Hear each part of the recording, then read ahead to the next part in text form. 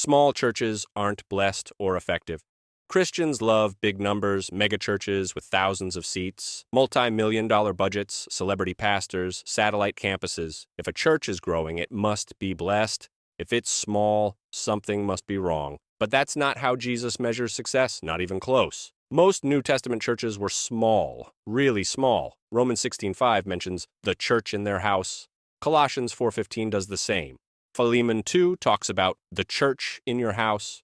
These weren't mega campuses with parking teams and coffee bars. These were living rooms, dining rooms, basements, and yet those small house churches turned the Roman Empire upside down. Look at Revelation 2 and 3. Jesus evaluates 7 churches, and one of the smallest gets some of the highest praise. Revelation 2:9 says to the church in Smyrna, I know your tribulation and your poverty. Do not fear what you are about to suffer.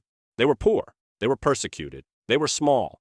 But Jesus didn't rebuke them, he commended them because they were faithful. Meanwhile, the church in Laodicea thought they were rich and prosperous. Revelation 3:17 records Jesus saying, You say, I am rich, I have prospered, and I need nothing, not realizing that you are wretched, pitiable, poor, blind, and naked. Size didn't impress Jesus, faithfulness did. Matthew 18:20 says, Where 2 or 3 are gathered in my name, there am I among them.